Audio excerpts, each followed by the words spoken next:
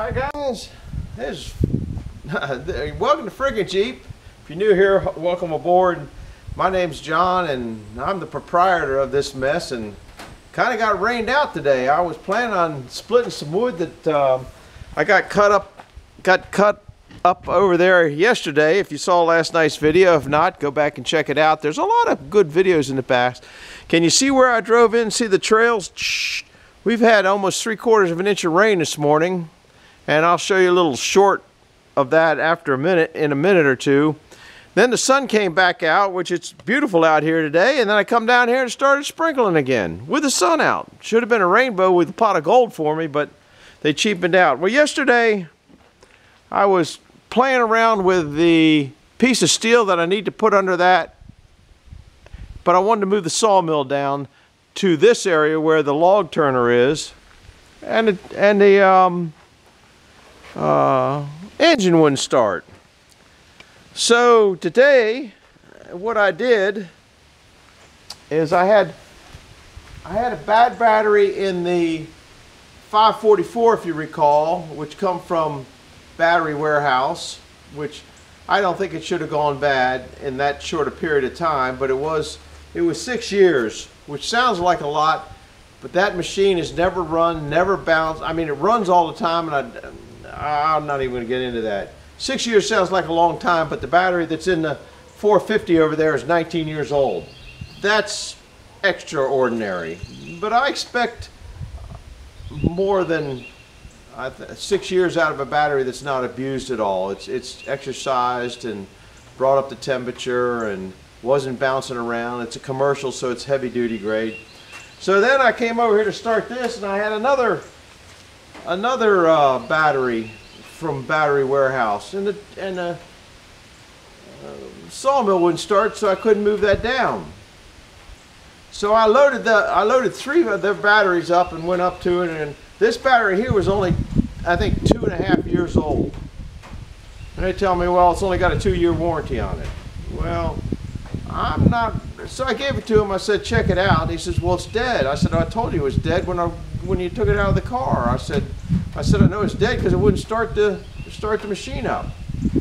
And I'm guessing, anyhow. He says, well, I'm going to have to charge it to find out if it's. I said, well, check it out to make sure if it's any good. I didn't charge it. And I'm not going to buy another battery from him. I've kind of come to the conclusion that if I only got 2 years out of one of their batteries, it's a commercial battery. It doesn't get bounced around. It sits here. It's a Group 31 battery. And I got a lot of them here. I got a lot of batteries here. That's why if you were watching, I guess a week or so ago, maybe 2 weeks ago, Tony's Cool Tools did a real nice thing on a battery tester charger thing. Thinking about getting one of those. Anyhow, so I grabbed another battery that's probably 10 or 12 years old, I know at least. And I'm going to put that in there and see if the sawmill will start. If not, maybe that other battery isn't so bad.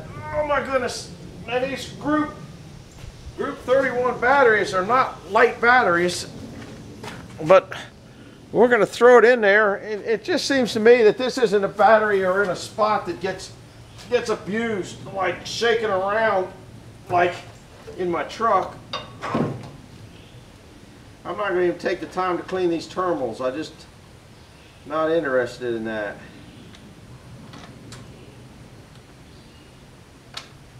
I like the top post batteries like this that screw on, but it might have some kind of a draw on it. Not getting any spark. Not getting any spark like it does. But maybe, I'm not saying that the alternator isn't bad. It could be. These terminals are a little nasty looking, but it does charge. It does charge. Now I got to go get a wrench. Oh, I forgot to hook. No, I didn't hook that up on purpose.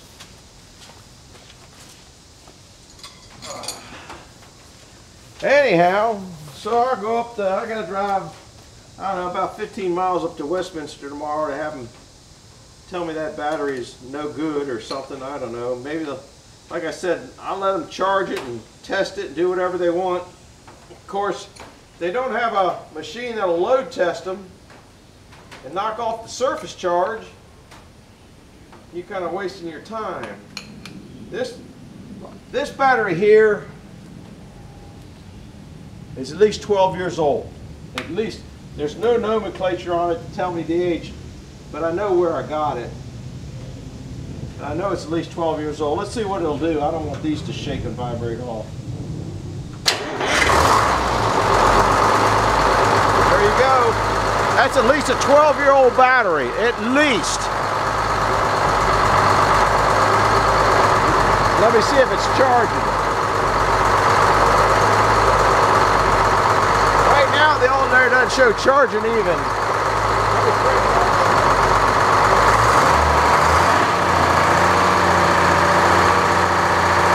Now it's showing charge, so I know the charge system's charging.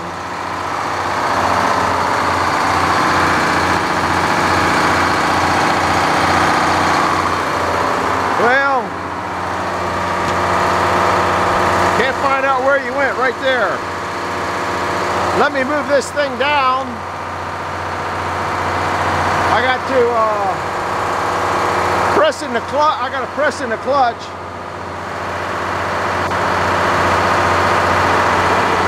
Put it there.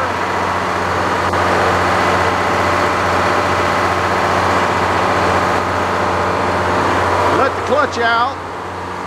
I'm still not happy with those belts. I'm gonna have to do some adjusting because when it's moist out, they have a tendency to grab. See how the feed belt's grabbing just a little bit? I need to loosen that one up a little bit. All right, let's pull this train track down the hold. That blade's wobbling. I got a lot of squeaking and crap going on.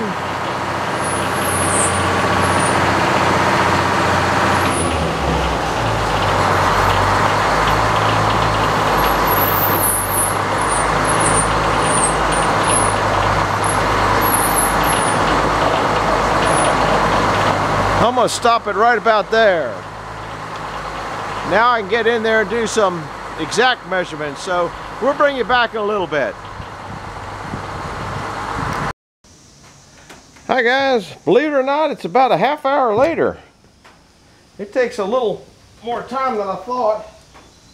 I scooted this up. You can't see it now, but I had this on here and I've measured to where you might be able to see it.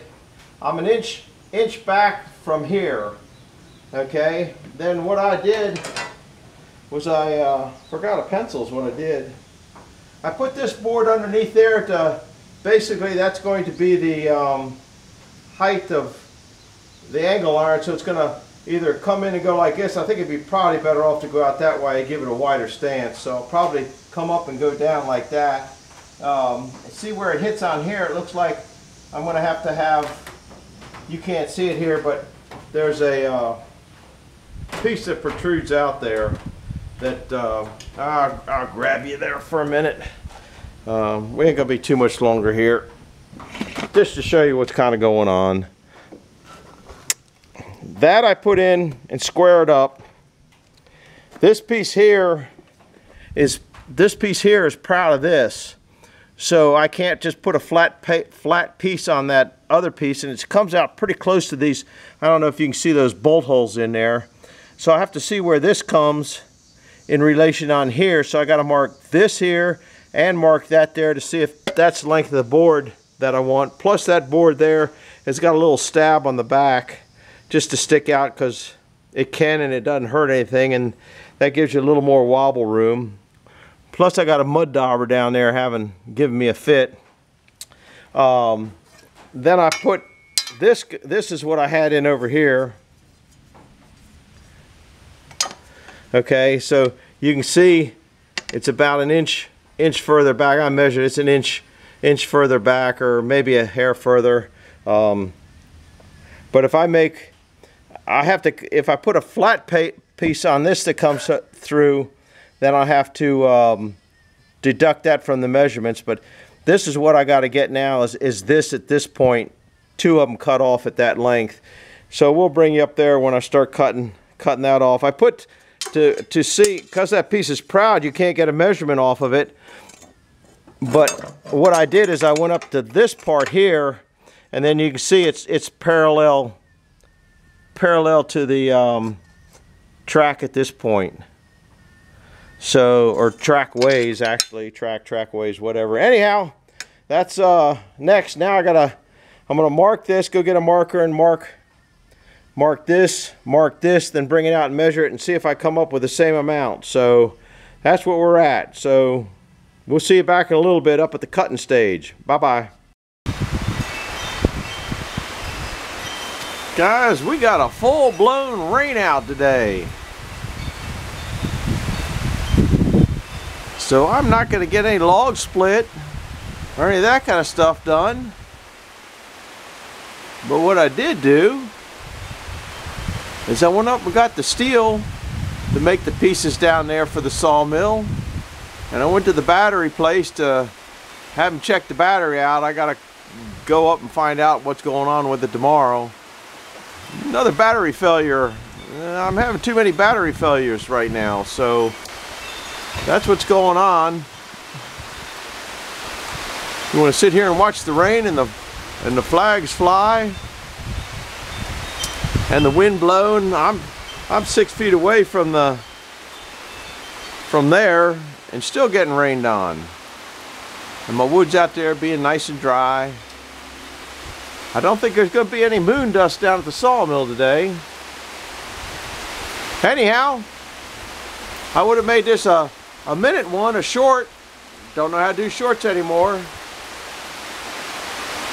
So this is about all you're getting today because I don't have any bank videos. We'll see you later now. Bye-bye. Okay guys, here's my math quiz. We got, I don't know if you can see that, 47.5, which the width of the track. Then I need 2.5 inches was the distance between that front part of that thing to the track.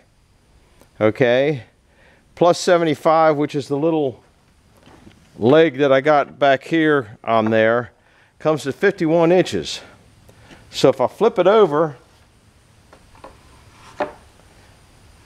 okay, and I go against that little part back there, I should come out to 41 and a quarter. 51, no, 50 and a quarter. There you go, 50 and a quarter. So I'm going to go cut those pieces of steel at 51. That's where we're at now. And I just kind of show you, it's kind of funny. We went from moon dirt last night, talking about the rain. I'll show you the rain later today. We went, can you see the path of water coming through there? Path of water here. We went from dusty moon dirt yesterday to waterfront property today in a matter of about, I don't know, a couple hours. But it's running down here, so it'll be a few days before I can get into messing with that. I did come out late last night and like late and cover that up. I busted one little piece of junk up. So anyhow, now we're going up to the cutting shop. We're going to cut a couple pieces. I got that. I dragged it up there with a piece of chain. There's a piece of chain and all sorts of nonsense. So we're up at the steel shop. I just wanted to double check on the length of it. So we'll meet you up there in a minute.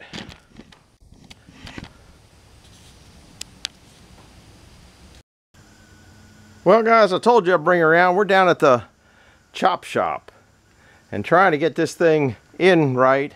I got it on what we call the Mr. Lifted. It's actually a people lifter, but it's real lightweight and gets around easy and that kind of stuff. Easier than the legs of this tripod getting around. I've got this on. I got this roller back here, but the roller is set to be up here closer and it's just not right. That's why the lifted thing works good. Now what I've done here is to make sure it's flat on the bed.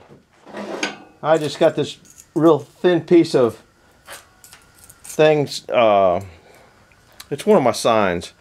Anyhow, it's like 0.010 of an inch thick. I don't know what it is. If you're up at the Bunion Show, you probably got one. But then I can just lift it up and down with that. And then once you start running this in here, it'll square it up. Hopefully, it moves one of the two things, either the steel, and I got it on my 51 inches as I hope. You'll just kind of have to believe it. So then you just kind of cut it. Now this doesn't like I don't know how to explain it. There's hard and soft spots in that metal. When it goes through, you'll see the lights flashing. That's when it's dragging a little bit. And there's also a couple teeth missing, so when it hits that spot it goes easy, then it digs in hard because it drops down. It's the best of what we got right now here. So you can see how the lights flicker. Let this down, it's a hydraulic drop. And I put oil on all these every time I use it just to make it last longer. This thing is about, it might be 30 years old. I don't know how old it is.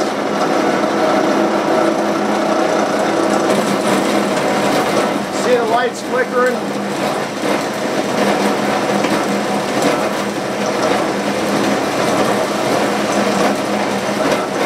I'd put a new blade in it, but I don't feel like it. If I get a little bit more mileage out of this one, I'll be happy. Once it spreads out, so it doesn't have that jump, it'll be alright. I think I might be hitting on something. Yeah, I'm hitting right there.